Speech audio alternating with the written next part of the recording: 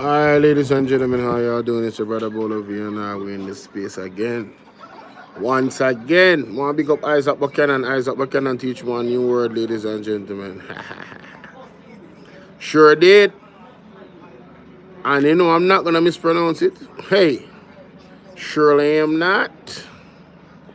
Let me go back to the clip. Whoa.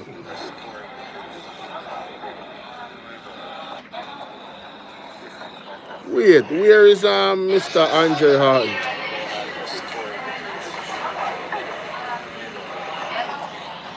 Where has he gone? It look like him is somewhere. Same day, I want to look at story mode. Oh, him there, China.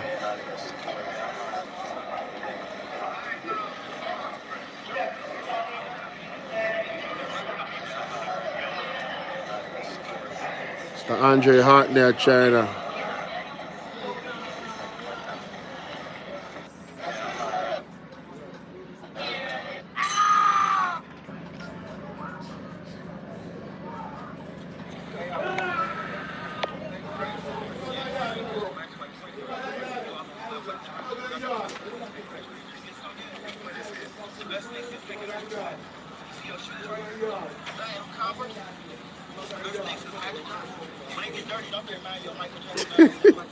He said he's the best thing since Magic Johnson. Bro, this dude is hilarious. What is this? Christmas shopping prompts traffic changes near Price Mark on Red Hills Road. Yeah, I need to check the Gleaner, y'all. All of y'all and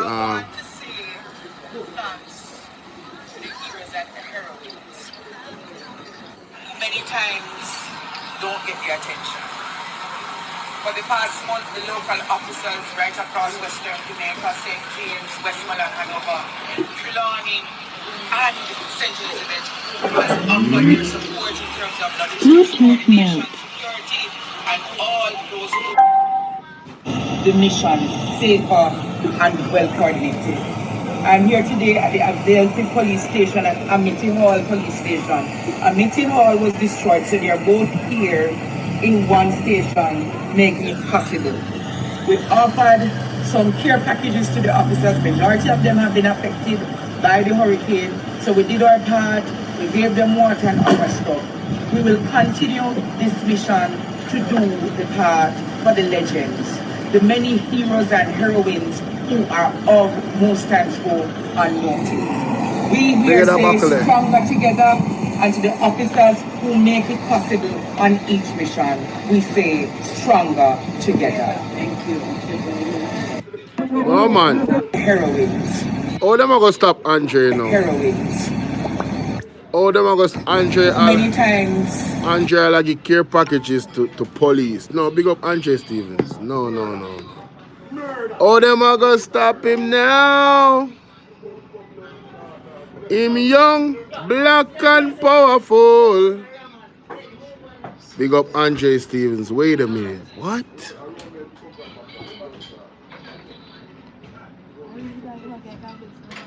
Huh? Yeah, white people love dog now.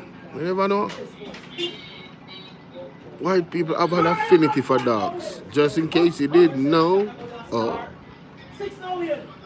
10-year-old saving up to complete her own room. Oh my God. Now this is a story. Let me share this. I definitely have to read that one. Why, I'm going to do as much as I can today, ladies and gentlemen, in the evening, but you know, oh, oh, this is my friend. He was in an accident. I was like, wait, what?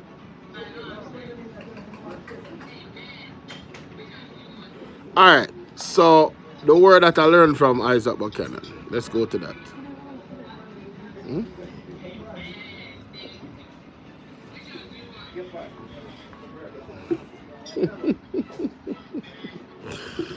Yo.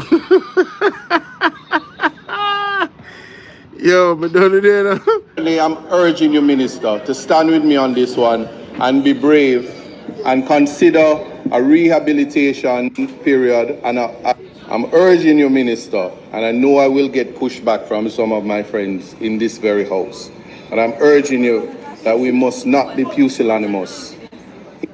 Pusillanimous. Pusillanimous. That is the pronunciation of the word. I now know the spelling and the meaning. So pusillanimous, the word of the day, ladies and gentlemen, courtesy of Isaac Buchanan, it means adjective showing a lack of courage and determination. Timid. You understand? Cowardly. So he's saying to his colleague, let's not be cowardly. Let's not be timid. And, you know, in honor of his scholarship, we definitely have to play the rest of it. Consider a rehabilitation period and an entire overhaul of such a system for adult offenders to set the period at 7 years.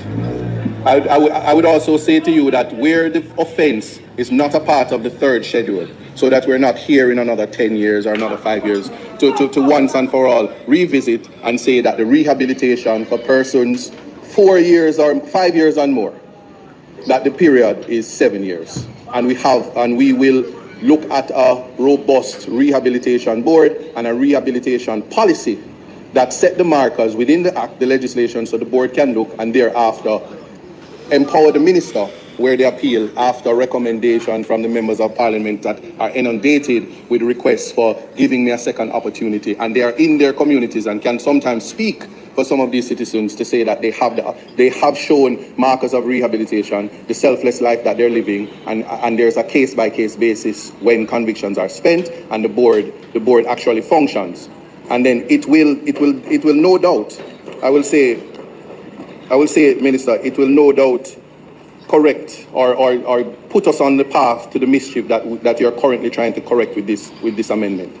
And that would be a robust rehabilitation policy, empowering the board and giving the board teeth to give you recommendations to say, I have met an individual that has remarkable rehabilitation, and you must, and at that point you ought to consider whether or not this is an exception to the rule.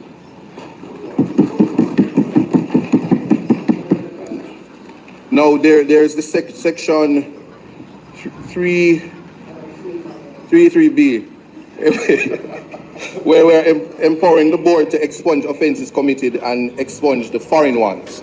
Now the question I'll put to you, Minister, in terms of a consideration is that the wording of the proposed section as it currently is can prove to be problematic. And here's why. This section by itself is verbose. If you just look at, if you read it as is, with the mutuality assistance or the agreement with legislation, what we currently do is, if there is a foreign conviction, we look to our legislation and we automatically record the conviction. Currently, now the problem is if an individual somehow gets that conviction expunged, then what the legislation ought to do is to confirm the expungement in the relevant jurisdiction, Minister, and thereafter there is automatic expungement in our jurisdiction rather than a consideration, because what we'd be doing is taking the harm but not giving the offender the benefit.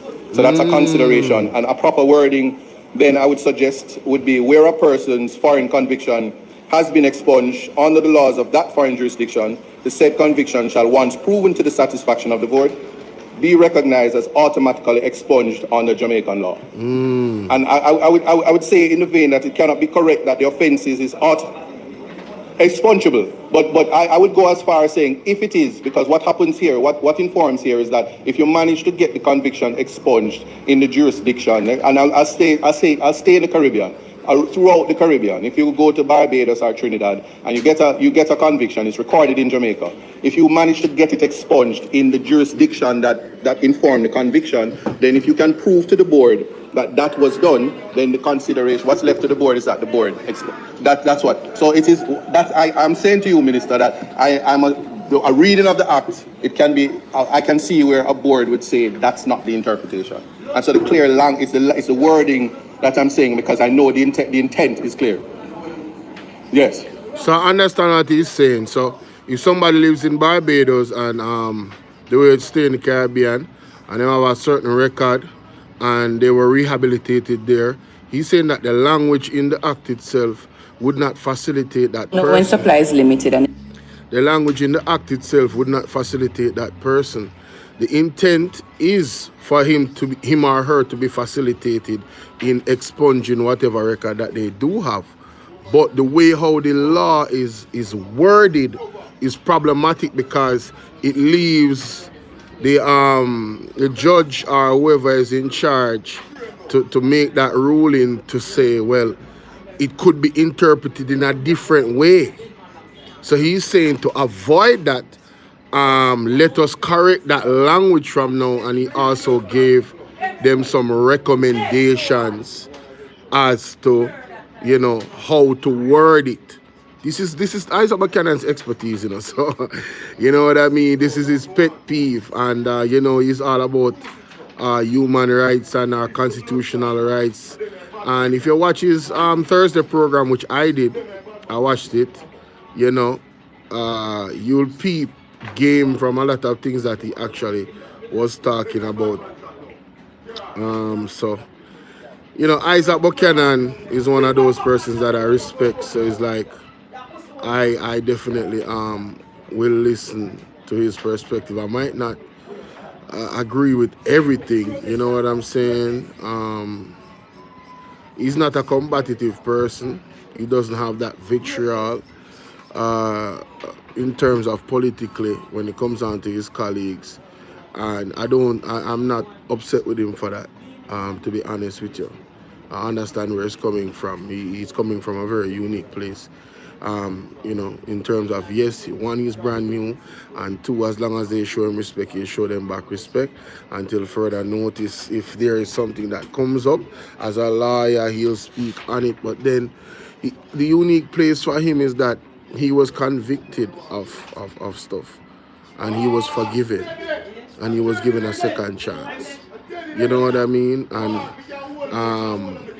he has turned his life around. No, I will say this, for for persons that are actively in Parliament and is supposed to, you know, be upholding certain principles, leadership principles, and they are not doing so, then that's problematic. And I think they have to be called out for those things. Effectively. It cannot be that we're just going to brush it under the rug. And I'm not saying that, I'm not speaking, what I'm saying now has nothing to do with Isaac Buchanan. I'm just saying this is a general statement. As you know, colleagues, we cannot look past stuff like that. You get me? Anyway.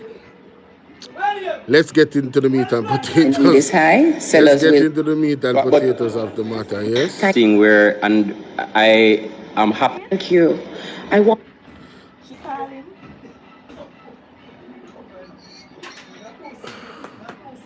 One second.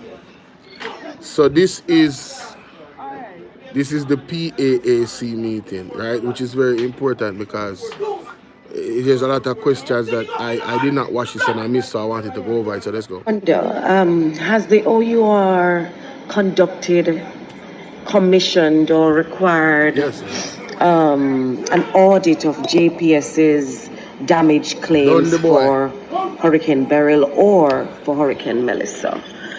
Or are we relying completely on what they've Oh, Sassy D! How you doing? Reported.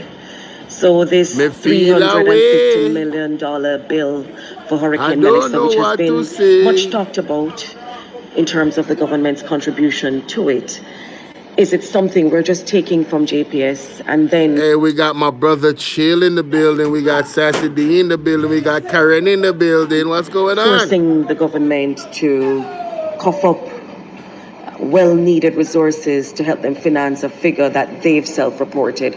Or are you going to find a way to verify that?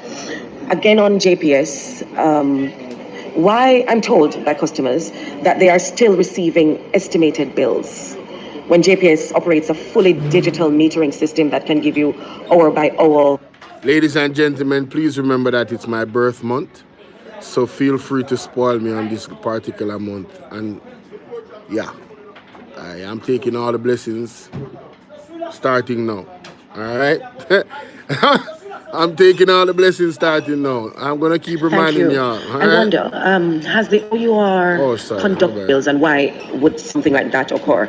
And finally, good evening. The communities that have been out of electricity for the duration of Melissa, for example, can we confirm somehow? Is there an auditing system within OUR that can confirm that they have been zero consumption billed for those periods? Like for me, for example, I haven't even checked a JPS bill because I expect none for the period of Hurricane Melissa. So can customers rely on OUR's support to ensure zero consumption has been billed for those who've been out of electricity for now over a month?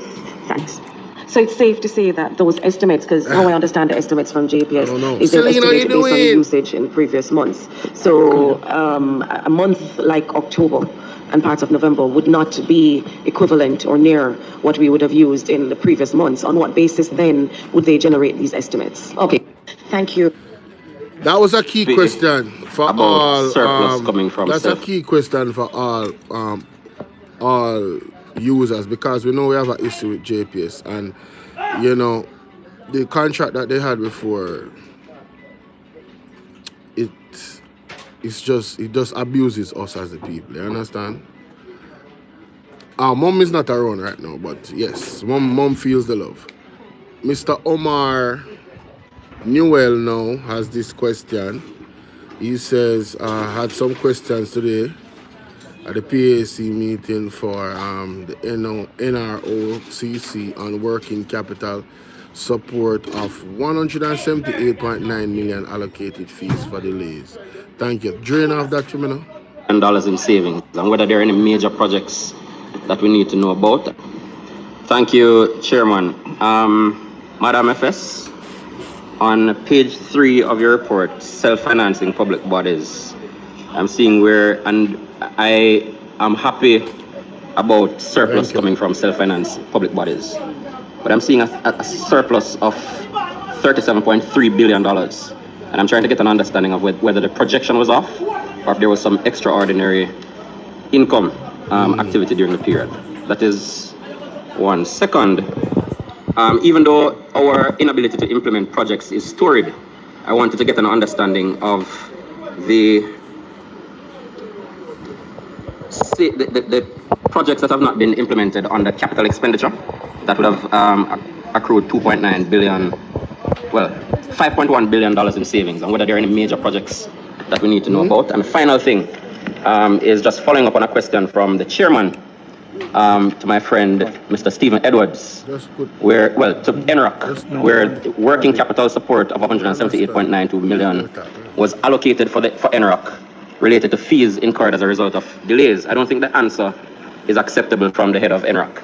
I think if working capital support was needed and was provided, then he should be able to give a response in terms of what would have caused the need for that working capital, even if it is different from what the finance minister states. Hey, wanna see all the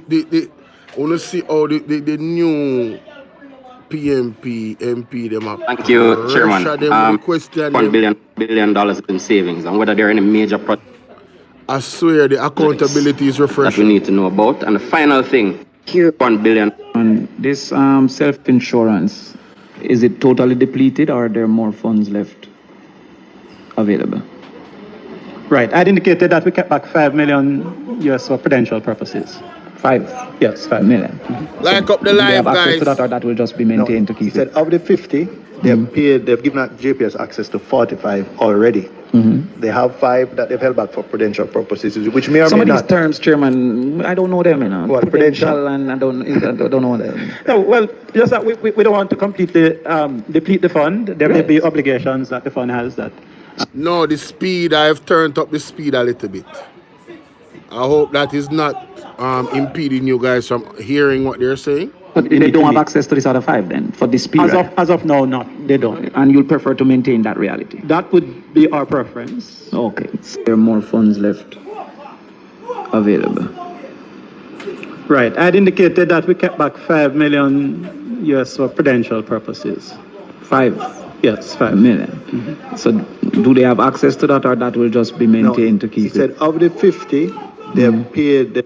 So, Damon Crawford asked questions, right, about the JPS self-insurance fund and whether it's been depleted and why the remaining US 5 million is being withheld without clarity on its availability to customers.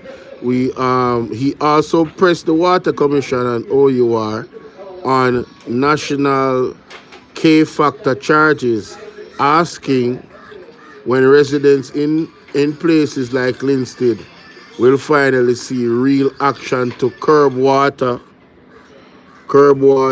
wastage as promised in the national rollout plan. You see me? Yeah, so that's the level of questioning. They've given out JPS access to 45 already. They have 5 that they've held back for prudential purposes, which may or Some may of these not. terms, Chairman, I don't know them, you know. What, prudential? And I don't know them.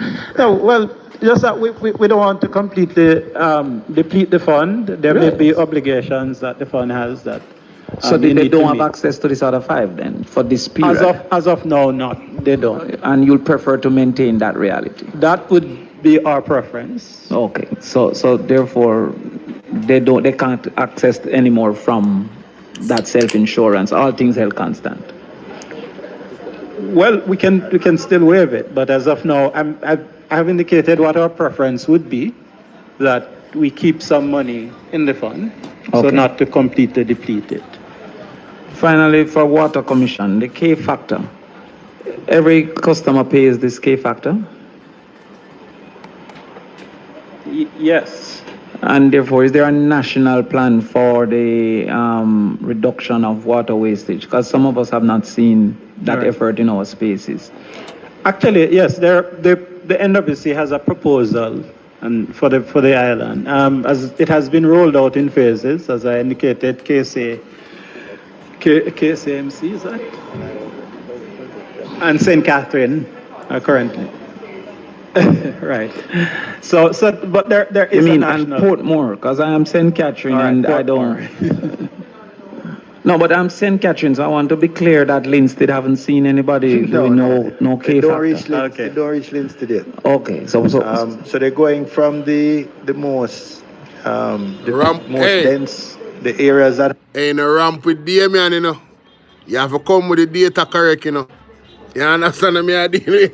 No have joke. The most accounts where they're losing the most water, and from the major systems, and then they're rolling out to this. So they started in the Kingston and St. Andrew metropolitan area, and then they're going to Portmore now. Okay. All right. Thank you, Chairman. All right. Thank you very much. All right. So we get some clarity upon that. Whoa, wait a minute. This is an important call, guys. Got to take this call.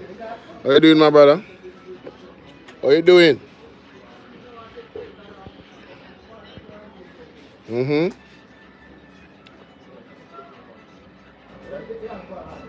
No, but you didn't send it to the card at that point. You sent it, you did? Oh, so this, so this 70 you sent to that card? Yeah. Oh, so I wonder if it looked like it probably did reach there, you know?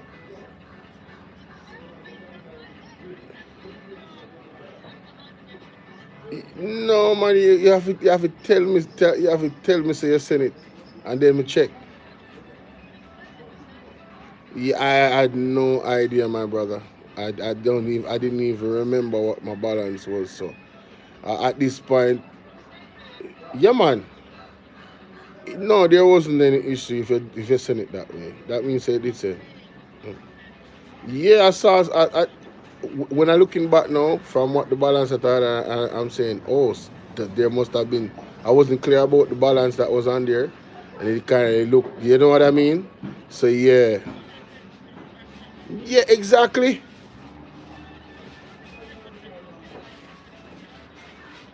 Yeah. Yeah, man. That is the easiest meter. Once you know if you do it and yes, it work. Yeah, man. Send it there, sir. Yeah, man. Now we understand. Now we understand.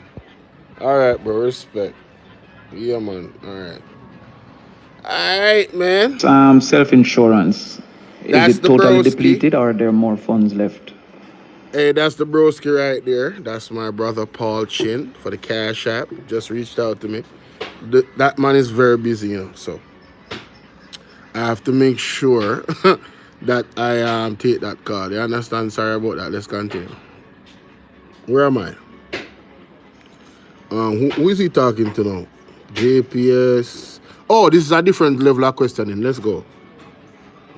Different level of questioning. We'll take advantage. Right. I'd indicated that we kept back 5 million. This self-insurance. Oh yeah. We Chairman, got that this, one already. Public debt service, in your opening statement, you spoke to a net increase in interest costs of 4.2 billion, reflecting higher domestic interest rates of 15.5 billion and lower external interest rates of 11. But I want to zoom in on this higher domestic interest rates of 15.5 billion. What does that reflect in terms of, if we were to translate that to an average increase in the percentage rates paid by government? Is that 50 basis points, 100 basis points, 150 basis points? Do we have any idea of, and is this based on the higher inflation and the tightening of monetary policy anticipated by BOJ? Could you just explain that?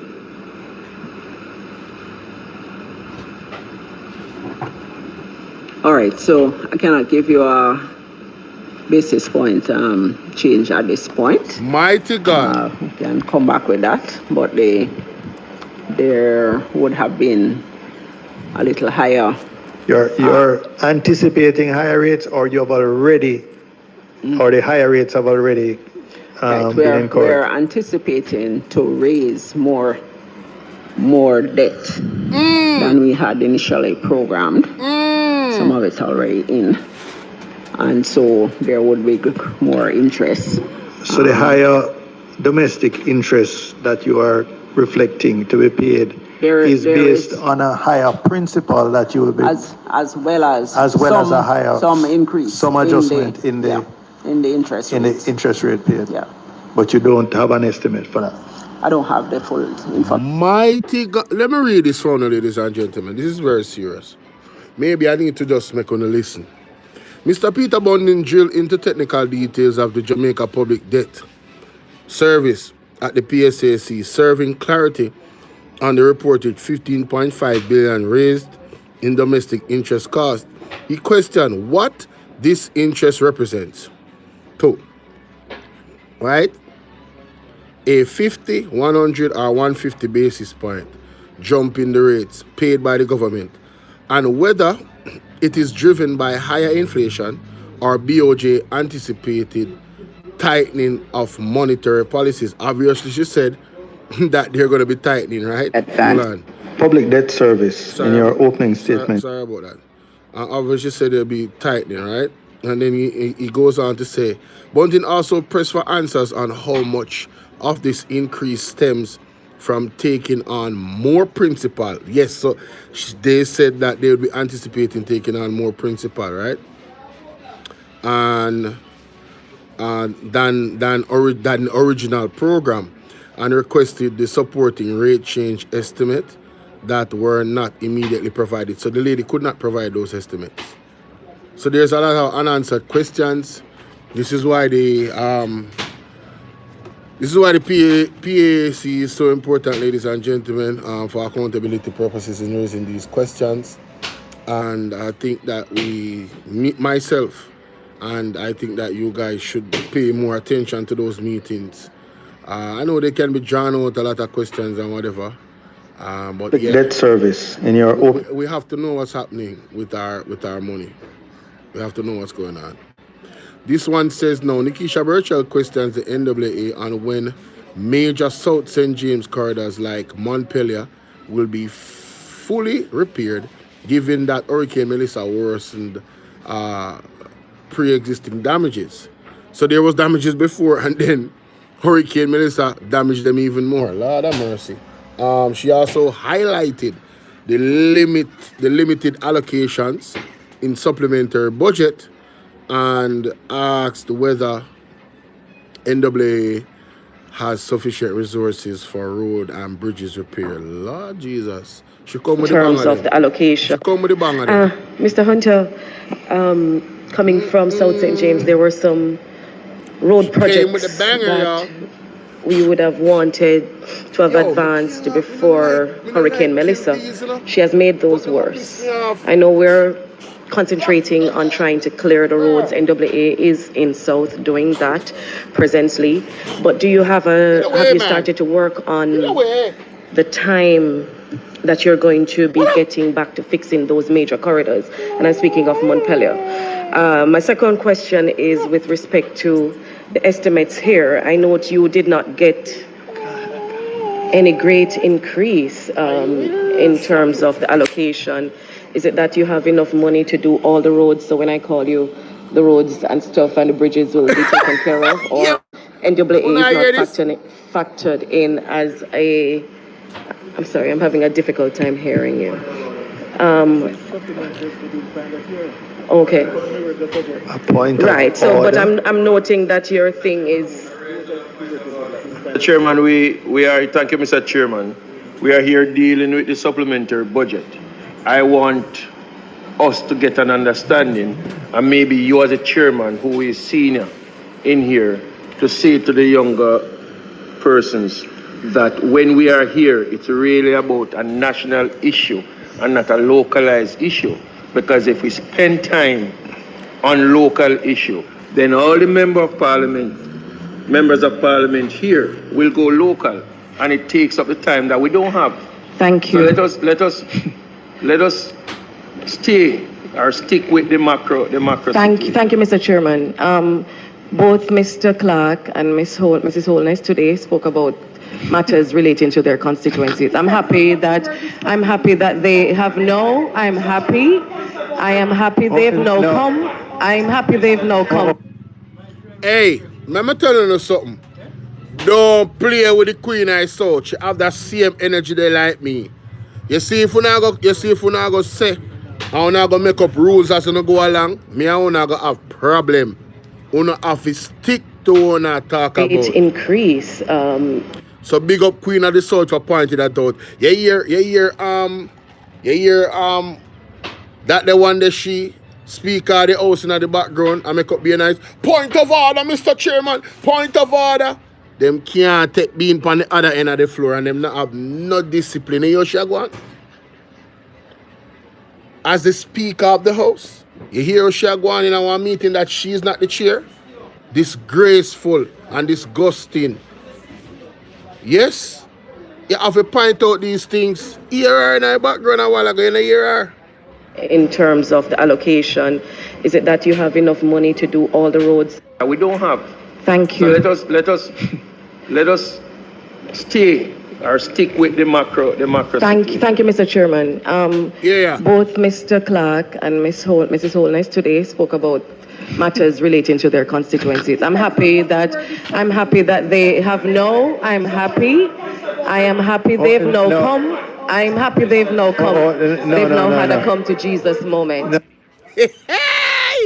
No, man, I'm gonna start watch this. This too nice. No, sir.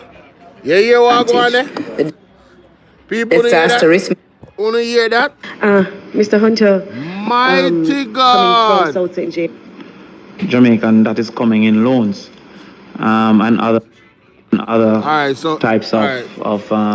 So in this one it says, at the PAC, Mr. Damian Crawford dug into numbers behind the government's recovery announcement, pressing the clarity on the advertised US 6.7 billion package and how much it is truly guaranteed versus merely mobilized through private-to-private arrangements.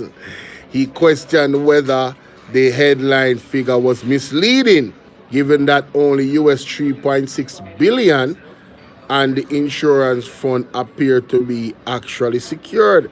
Crawford also asked what alternatives were explored before approving the $24.2 billion loan to JPS and what impact that commitment will have on the country's fiscal space. Turning to education, he highlighted that just 600 million has been allocated to repair 616 damaged schools after that government and a business about education. May I tell you, say, yo, these guys are ridiculous. Can you believe this? Can you believe this?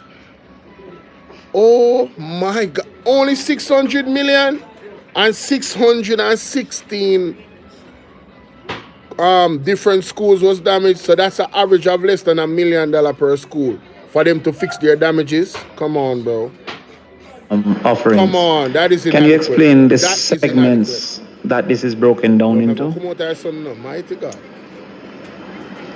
Even me, I turn on my camera for a second. Me a shift. If I can focus on the 2.4, could you explain what is meant by mobilizing investment? Is that a loan coming to the government to unlend, or is that a loan directly to private sector? That's would be primarily the IMF, the World Bank and the IDB, private sector arms, who generally mobilize money from the private sector in order to lend to the private sector of the country. So is private to private? Private to private. So that 2.4 billion have not been secured? No. So what has been secured is the 3.6 billion and the money from the insurance? In terms of on the government side, that is what is it. Okay, so the headline would have been misleading to say 6.7 billion secured? You could say that. Okay, so the 2.4 billion... Play that again, no, play that again. Chairman, I'd like to ask the broader questions first and then get play that again.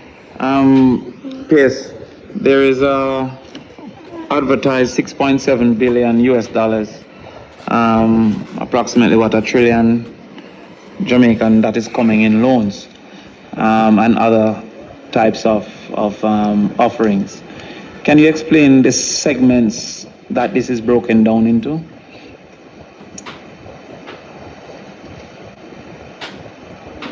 If I can focus on the 2.4, could you explain what is meant by mobilizing investment? Is that a loan coming to the government to unlend, or is that a loan directly to private sector? That's would be primarily the IMF, the World Bank and the IDB, private sector arms, who generally mobilize money from the private sector in order to lend to the private sector of the country.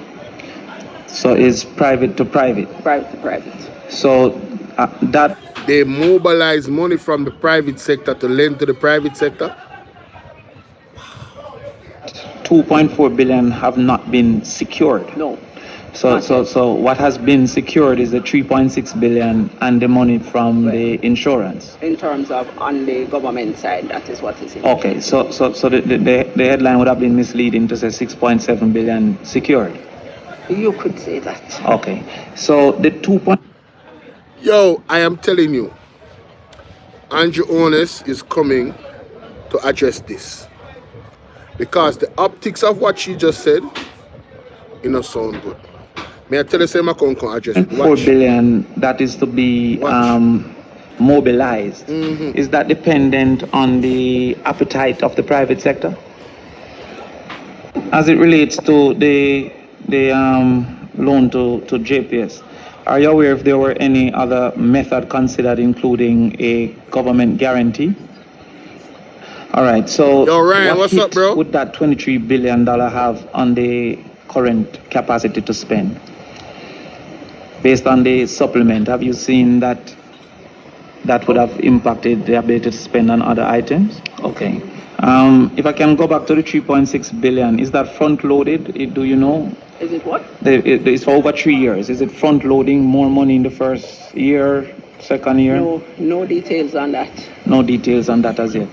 So most of these money that is being loaned, it goes in phases.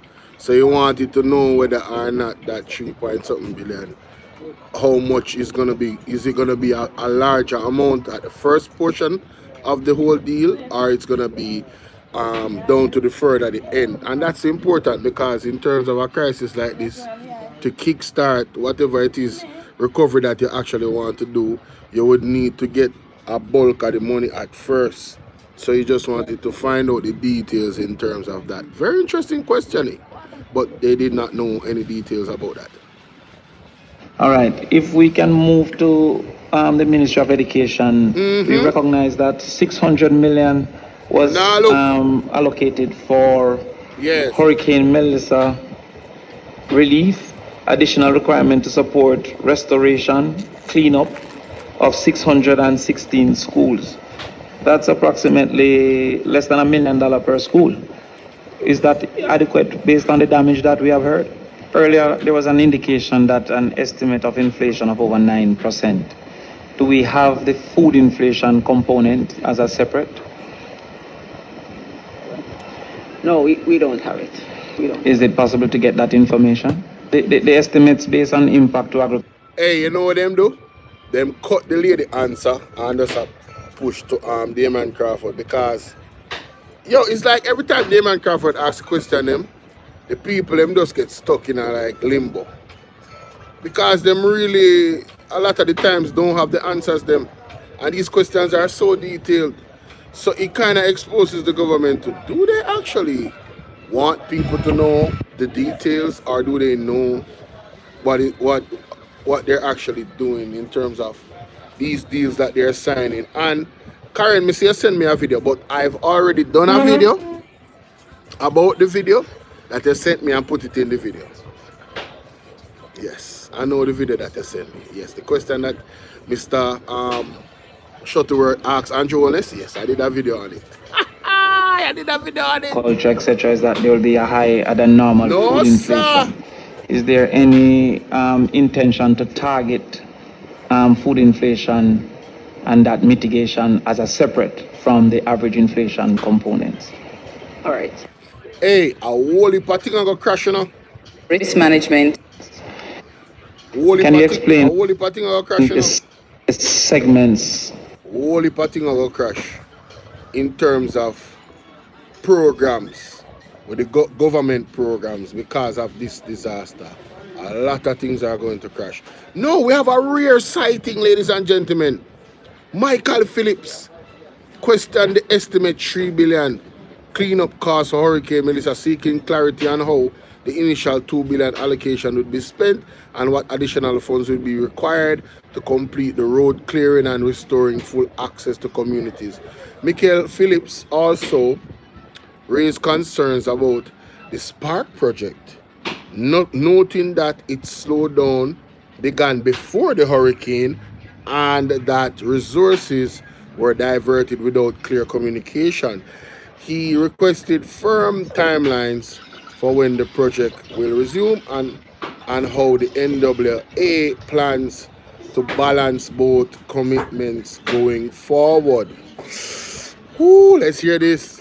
That I have already made a public declaration that one of the first things that we did in the wake of Melissa is to redeploy Paac resource to Melissa. And that's understandable and fits perfectly with our management strategy. Hold on. I mean, we're gone 1 month now. The preliminary Member, suffice come on. it to say that I have already made up the clearing of roads for the clean. I mean, we're gone 1 month now. The preliminary so far. So, Hunter, what is your? I mean, we're gone 1 month now. The preliminary estimates for the cleanup, the clearing of roads so far. We estimated it will top out at about $3 billion. About $3 billion. Yes, sir.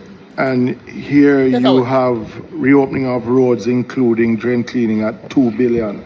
So you will require additional amounts to cover, because there was some drain cleaning that took place prior to. And those drains have not yet gotten paid for those as yet. Is that included in this sum here? Mighty we God. have additional funds, separate funds for that. You have separate funds and so for that. soon as those bills come in, we pay them. So this 2 billion then will just cover the earlier part of the clearing of these roadways.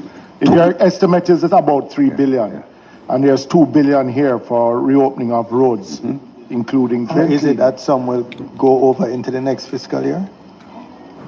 Okay, so to be clear, we did undertake what we call pre-Melissa drain cleaning and associated activities, and we have funds to settle those bills. With respect to Melissa and its aftermath, you said about we 3 billion. estimate that when we're all done, it will be about $3 billion. Now, if you examine how we approach the clearance activity, our initial focus is on clearing the roads that is one lane. So the $1 billion, the item number 1, will go towards that initial activity. 2 billion will go towards that activity. We subsequently will have to revisit the single lane roads and make them double lane roads. The additional amount. And that will be subsequent activity that will, in all probability, be undertaken in the latter part of this year, early next year. Okay. Okay. Slowdown started before the hurricane. No, I'm just telling you what happened in my constituency. You can't tell me what there was. I'm just telling you what happened in Northwest. Okay. I'm not in a position to contradict you, member. Suffice it to say that I have already made a public declaration that one of the first things that we did in the wake of Melissa is to redeploy Spark resource to Melissa. And that's understandable and fits perfectly with our management strategy. We have given the contractor a particular time in which to do Melissa and then come back to Spark. We are now at the point where the contractor is going to remobilize and address Spark. I give you the assurance that, Member Phillips, I give you the assurance that there are no outstanding payments to the contractor. There were some outstanding payments to the consultants. And if you examine the budget, there's a provision of $860 million to settle those accounts. So, I'm confident that as we speak, Spark is in good fettle and is doing well. Boy, Mr. Phillips come with the fire. Mr. Phillips come with the fire. Me like it. Mr. Phillips, keep up burning the fire, man. Ask them the tough question, man, so we can have them on record, man. So when them come with the skull dog green, man, we are, hey, don't ramp with the thing. Dr. Dana Dixon is a release from the People's National Party. Yes, talk to us. The People's National Party notes the Minister of Information, Dr. Dana Dixon's announcement that the government will be implementing a tracking system for hurricane relief supplies distributed after Hurricane Melissa. The minister's statement recognizes the glaring need for tracking, but fails to address the mounting reports of partisan handling of relief by government operatives, former JLP candidates, and unelected political figures acting without lawful authority. Now, ladies and gentlemen, I'm so happy that Miss Dr. Angela Brownberg addressed this issue. Because, listen, it's not only that it was JLP people caught on camera dealing with these functions, dealing with these functions that are not that's not in their mandate to be dealt with. You know what was bad? They are not even a part of the government. They were not elected. They don't have the authority to even handle the thing them. And we see several instances on camera where that was happening. So when Andrew One is coming in Parliament and talking about, persons called him and told him that the PMP MPs were doing this. All I have to say to the Prime Minister is show us the tape. Show us the evidence. If not, it is propaganda. The PMP have tape of the JLP councillors, or what they call it, caretakers, right, that are not elected. They lost the election. And they were the ones handling government resources. And that is actually illegal. It goes against the Constitution as far as I understand. So what is actually going on? How can they even actually act as if this was even something that was close to even, like, you know what I mean? It wasn't close.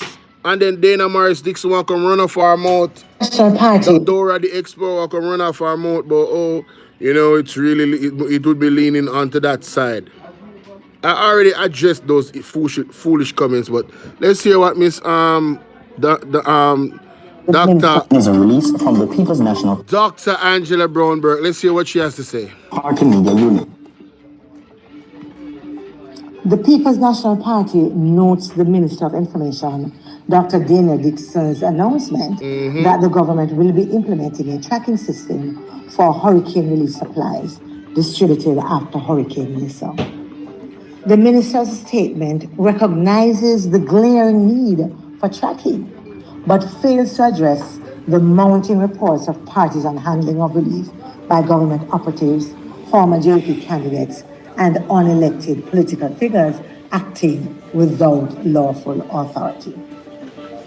The opposition has highlighted several instances where JLP operatives who are neither members of parliament for these constituencies nor officially assigned to a ministry with responsibility for relief distribution have been involved in distributing state resources. Exactly. This is an unacceptable breach of good governance. Yes. And only serves to fuel public distrust. Of course. At a time when Jamaicans are already vulnerable and should be able to count on fairness, order, and accountability. That's right.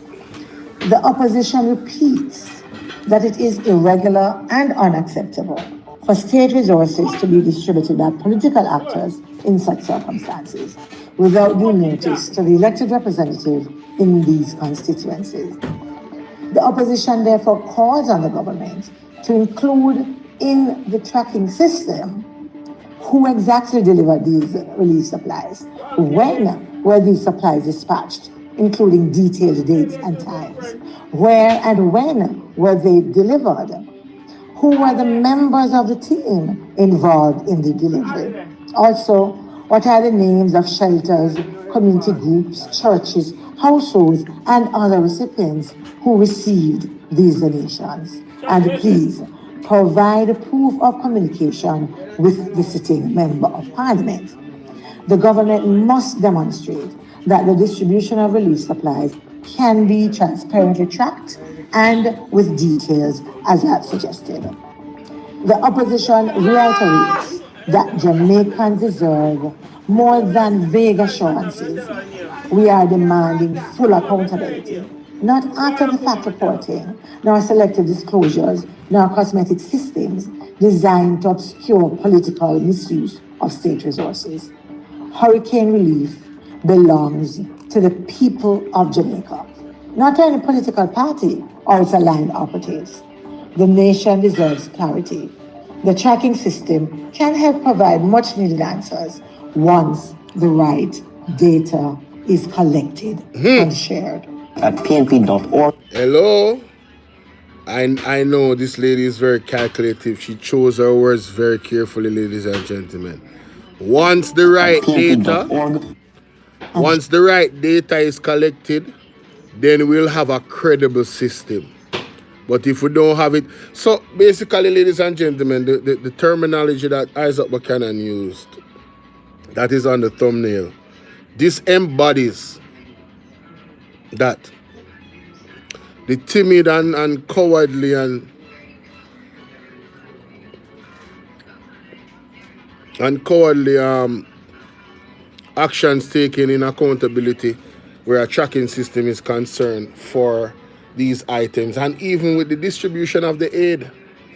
Why are they holding up the aid so much? The money. Huh? They've been very timid with it, man. The money hasn't been used yet. They've been using state resources. Why?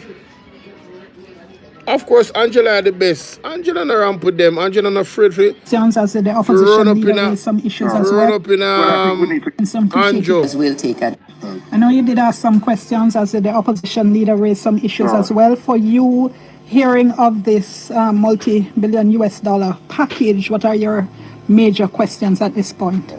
Well, I think we need to get the details. Let me start off by saying I think it is a positive thing for the country that the international financial community has responded quickly. But the devil is always in the details. So the questions I asked were... Listen to me. This man is a finance minister. The devil is in the details, the fine print. And that is what the People's National Party want to get. Because they want the public to be aware. What are the terms? They want the public to be aware of what it is that we're really getting ourselves involved with, ladies and gentlemen. And the video that Karen sent me, which I'll be posting on the video upload after this. I already have the video loaded already to post. I just haven't posted it yet. After this, I'm going to post it.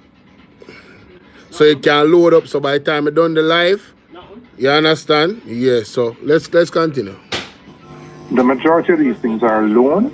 Of the 6.7 billion, only 12 million US was in grants, which are for technical assistance. So everything else is loans. So we are taking on debt. So what would be important to understand is what are the terms of the debt that we're taking on? What interest rates are we paying? What's the tenor of the debt? Are we going to be benefiting from like a moratorium on interest for a while, principal for a while? The problem is we know none of these things. So while it is important that, because we obviously need the money to deal with the recovery and the rebuilding, it is equally important to know what we're taking on. And unfortunately, the government said they don't have those details at this point in time, which I found a little surprising because I felt if you had discussions with the IFIs, even if you haven't dotted every I and crossed every T, you should be in a position to say in broad terms, you know, these loans are 20-year things at this interest rate and we have a 3-year moratorium on interest, something like that. But none of those details were available. And as such, it makes it difficult to do the assessment, for example, of when you look at the projections for debt to GDP and what it will move to. The projections that the minister spoke about in Parliament do not account for the $6.7 billion that will be added to the debt stock over a 3-year period. Let me just go to what the finance minister had to say about the managing debt to GDP. It's really a shame that the international financial community is still... Okay, let me just go ahead with Mr. Robinson then. In terms of the that issue that you mentioned, one of the things the finance minister was stressing was that the country will be able to manage, were the word she used, the debt to GDP ratio, and therefore she wasn't visualizing or wasn't going to be projecting any increase. Let's listen in. Madam Speaker, for those who are speculating about what funds we have received thus far, we've been utilizing most of our own funding, as well as what we received for insurance proceeds. And I'd like to say, as we go forward, we will obviously increase the granularity of what we report on. But I can say that I can report that all in-kind supplies that were consigned to ODPEM will be accounted for. You heard Prime Minister talk earlier about the system that is becoming a... You see, the key words with this administration is will be. We soon will. Never we have. In critical moments. They are absolute failure. Tell us, yo.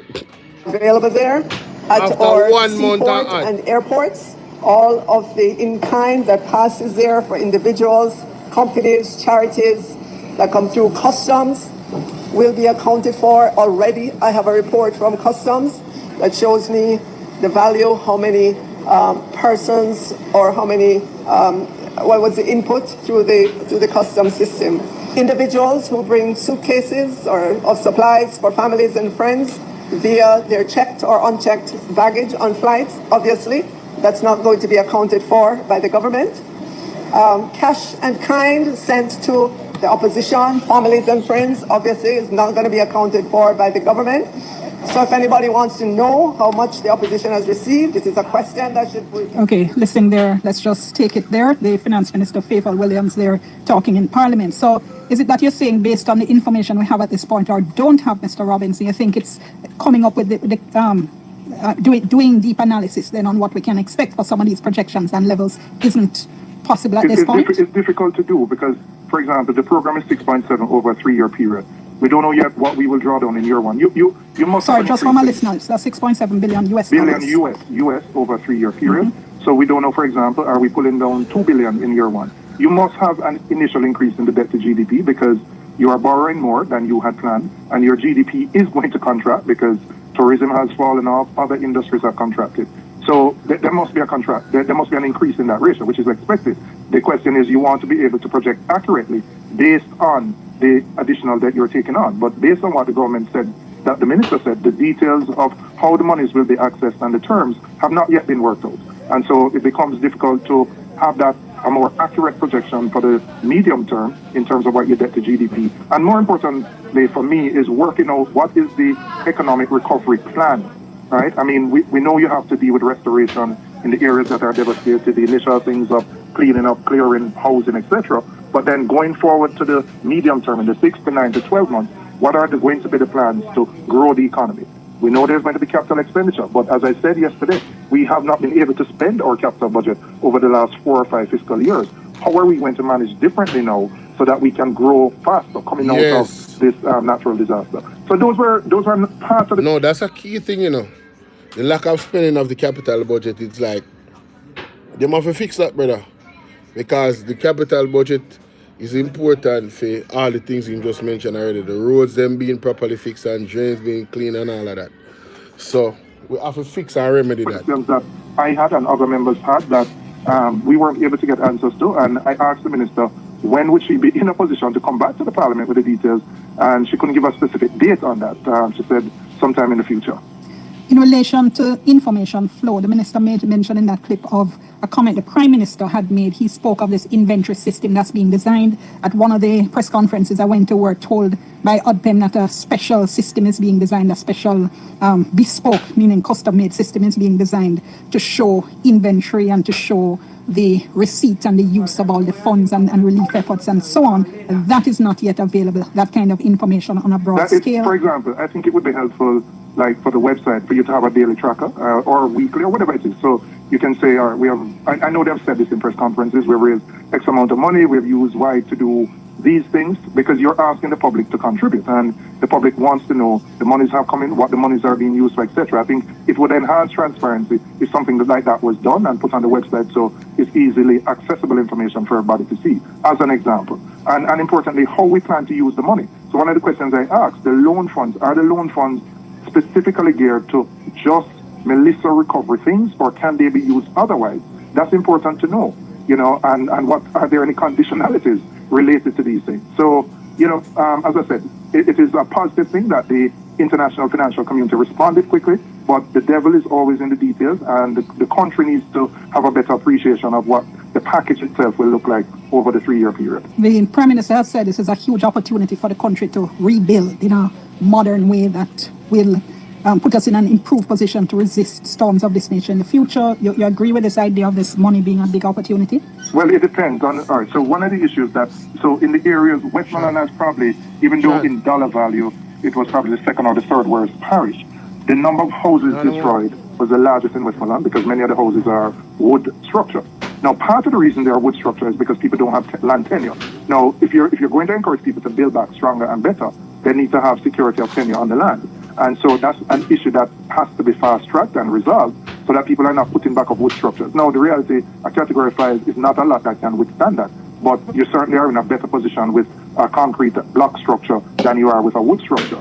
And our ability to enforce building standards has to improve, because I think we know that, you know, throughout our history, we have not been very good as a country in enforcing these standards. And so parish, local authorities working with central government will have to step that up. But the immediacy is you have to get shelter for people. I mean, you know, we are 5 weeks in, and there are still people who have nothing over their head. And I know there are temporary housing that is being brought in that may solve some of the problem, but that's not tomorrow. So you have to figure out how you're going to help people who right now have nothing to have a roof over their head. So to me, I would, my expectation is to hear immediate, short, medium term in terms of what the planning is, and from the economic side, what is it that we're going to do differently using these borrowed resources so that we can build back stronger. We've heard it at a very broad level, but in terms of specifics, there's very little. I just have one more question I'd like to ask you. If you could give me just a few more moments. I have to take a break and do some fundraising of our own here on Beyond the Headlines. So stay tuned, folks. We soon come. For staying with us, we continue with you on Beyond the Headlines. I'm Dion Jacks Miller, just wrapping up a conversation with the opposition spokesperson on finance, Julian Robinson. Mr. Robinson, a lot of people have been asking if the PNP plans to publish its accounts of the fundraising it's been conducting for the Hurricane. I'm sure we will. I mean, we have done, I'm not an officer of the party, but the party does its annual reports, which are required by the Electoral Commission of Jamaica. We've published those summaries on our website, so I know the party would have no issue in doing that. Why not on an ongoing basis, like you're asking of the government? Why not what? On an ongoing basis, like you're asking of the government? No, we do it annually, which is what is most accounts, when people prepare your accounts, is generally done on an annual basis, so that's what we do. No, but this is a specific targeted fundraising account for a specific purpose. I'm saying, sorry, let me just finish the question. So I'm saying, why not pull that out in the interest of transparency, which is what we've been talking about on the government side? And I'm saying to you that I don't believe the party would have any difficulty in doing so.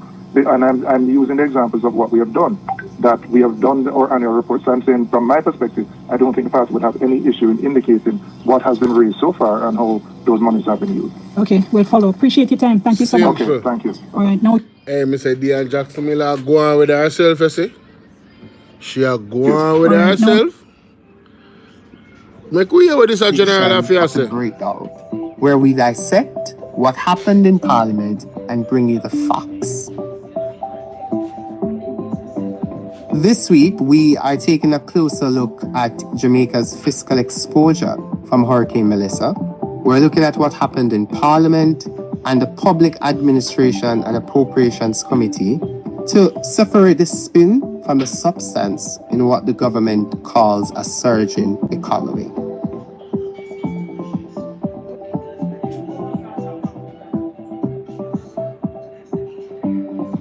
Let's start with this. The finance minister said that the economy was surging prior to Hurricane Melissa. Presumably, the minister is referring to the Planning Institute of Jamaica's estimate of 4.6% growth for the third quarter. That's July to September 2025. But that number just reflects a rebound from the sharp contraction caused by Hurricane Beryl in the same quarter last year. So that 4.6 headline number is being lifted by a recovery from a low production base in 2024. It is not implying an underlying economic acceleration. That is factual.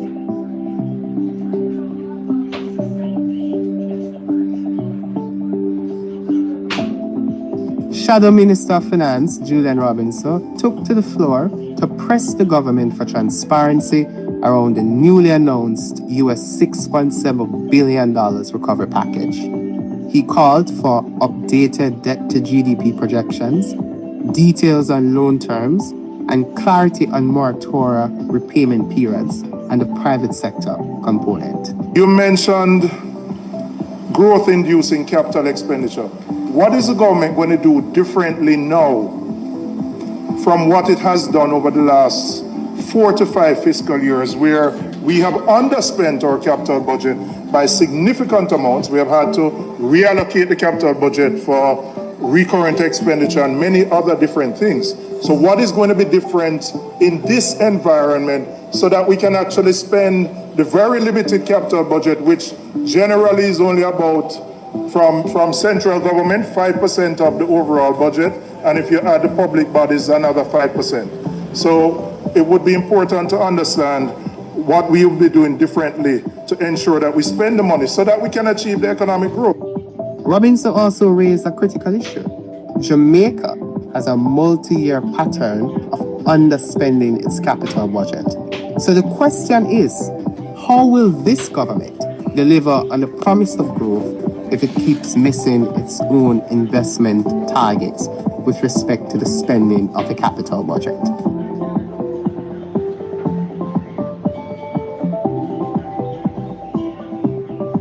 Leader of Opposition Business, Philip Powell, raised a key question. He asked whether Parliament can meaningfully debate the third supplementary estimates when major details from the Prime Minister's recovery announcement are still missing. He noted that, at this rate, a fourth supplementary budget may soon be unavoidable.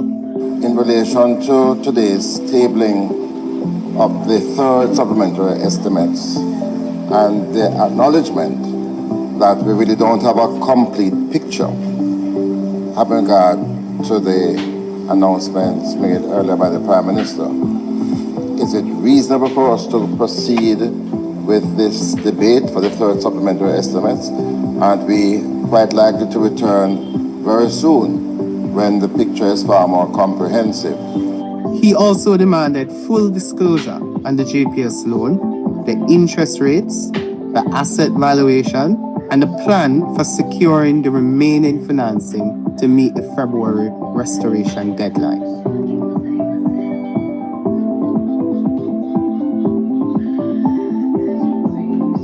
Then came Opposition Leader Mark Olden, who reminded the House that Jamaica has a legacy of prudent disaster financing built by successive administrations. He highlighted the pivotal work of former Finance Minister Dr. Omar Davies, who helped establish the regional parametric insurance model that has already delivered over $90 million to Jamaica after Hurricane Melissa. Bolden then called for updated debt to GDP projections in light of the US $6.7 billion recovery financing and demanded the release of technical reports underpinning the government's decision to suspend Jamaica's fiscal rules. He urged transparency around the terms of new borrowing, the status of the private sector investment component, and the length of payment suspensions granted by international partners. Because, as he puts it, transparency isn't optional, it is essential. Better know that. But the pivotal moment came late in the evening as the order relating to the fiscal suspension was about to be signed. Opposition leader caught an error in the order itself. I'm saying that 2.4 billion is not assured. And we want to hear more about what projects and what investors are going to be coming to the table to undertake those projects and make sure that that component of the 6.7 billion is in fact real. So, Madam Speaker, there's a lot that remains to be explained to us. We don't know any of the terms of this proposed borrowing, the interest rates, the tenures of the loans, any moratoria on interest and principal. From the numbers that were tabled today in the supplementary budget, I can see that certain interest expenses are not going to be incurred. So I assume that means that those multilateral lenders have agreed to suspend the obligation to pay during this period. I'd like to know for how long that suspension is going to last. I don't think that Jamaica has natural disaster clauses in any of our borrowings. I'm not aware of that. That has been pioneered by Barbados in their bond offerings, and I believe Grenada also took advantage of that where an event of a calamity of this nature caused by some natural disaster takes place, there's a period of suspension of debt payments for the duration of the effect of the disaster. Parliament had to be suspended to correct the mistake, a serious error. The draft order, as tabled by Minister Williams, would have limited the suspension period to just a few months when the law clearly provides for up to 2 years given the scale of the impact of the natural disaster. Bolden asked her to review and adjust, and she did. That is what accountability looks like in action. An error in the order, it should be March 31st, 2027, and as rightly pointed out by the leader of the opposition. So, now, while Parliament dissected the numbers, the Public Administration and Appropriations Committee, or PAAC for short, was examining the agencies that make these numbers work. This week's presentations from the Office of Utilities Regulation, OUR, and JPS raised issues that tie directly into the supplementary budget debate.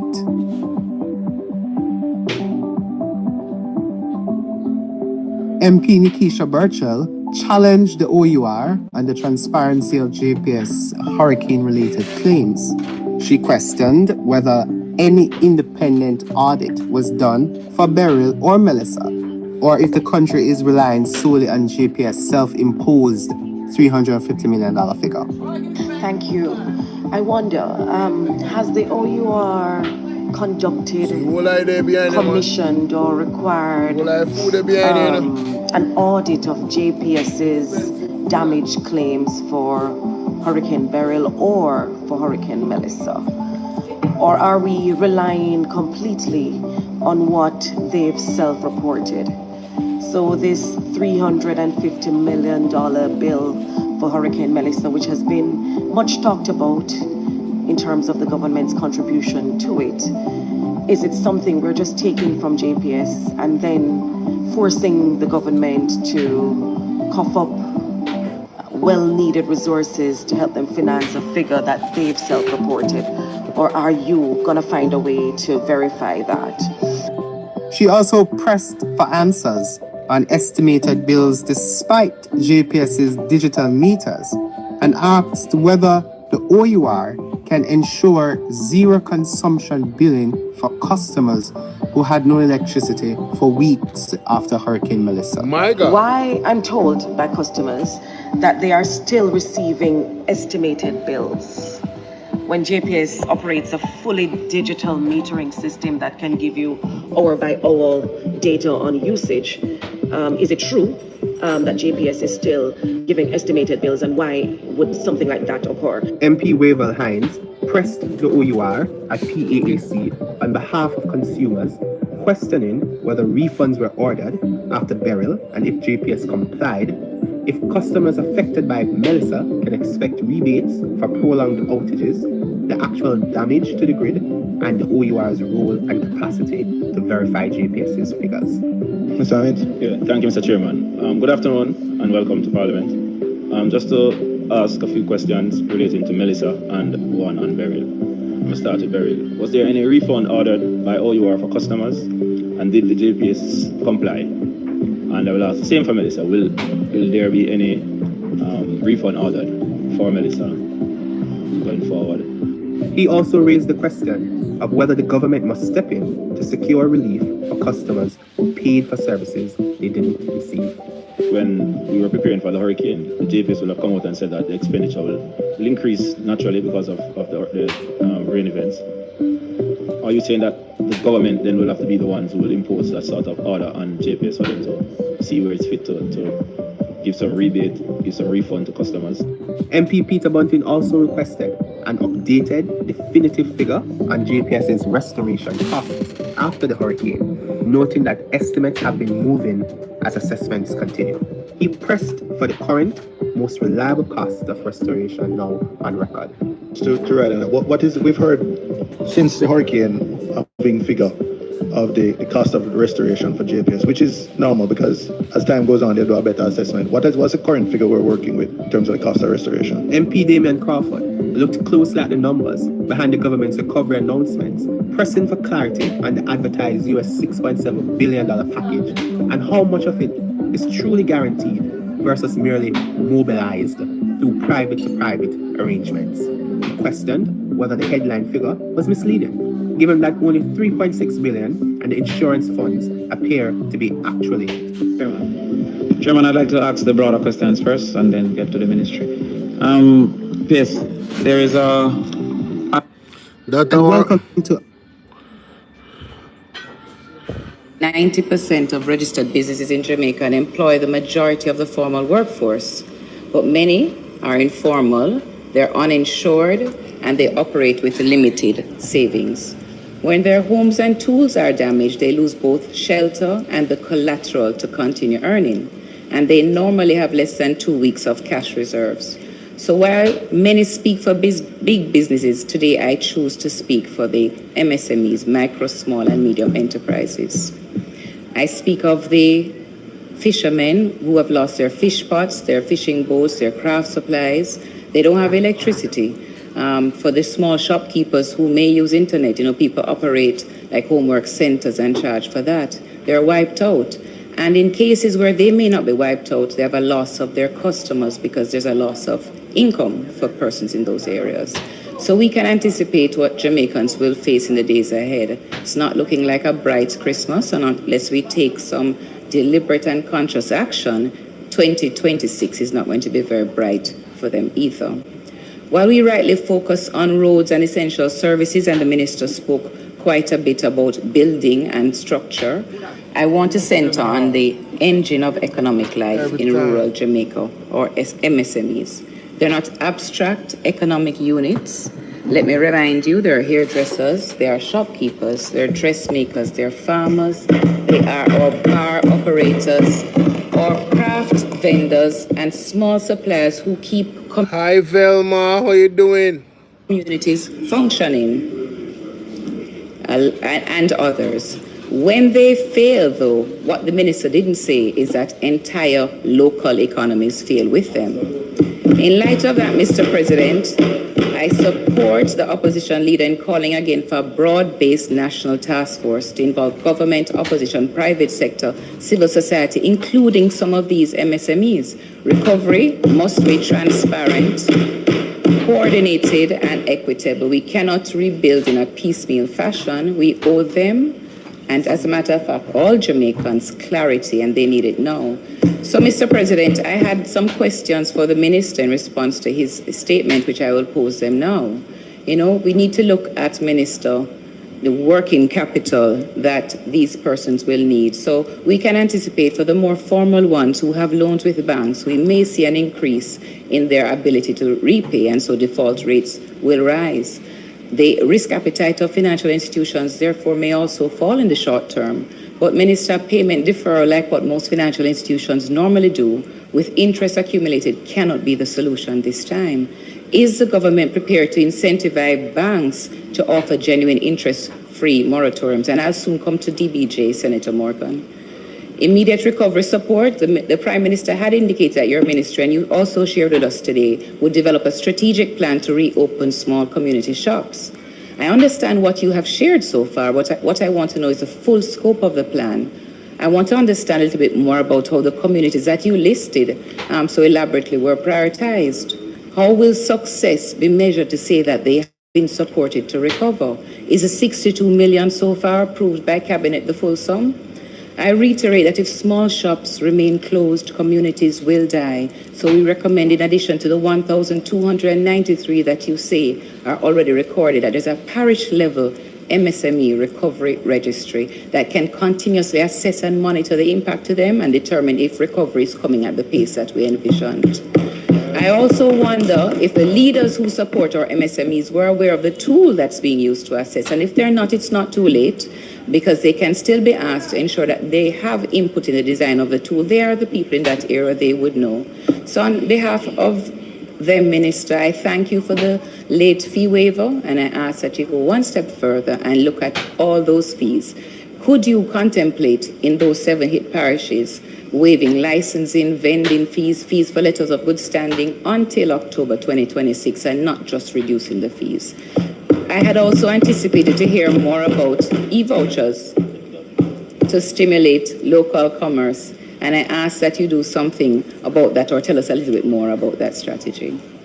The generator loan program that you spoke about, we were told 50 generators before. Today you spoke to 30. I'm a little surprised to know that 1 month later, only 15 have been deployed. Wow. I am not quite sure how the benefactors were selected and what's the impact of giving it to them if you got the result you desired. And I want to know if, as we build back better, will renewable options be considered rather than just say what I consider an impractical rotation of 30 generators.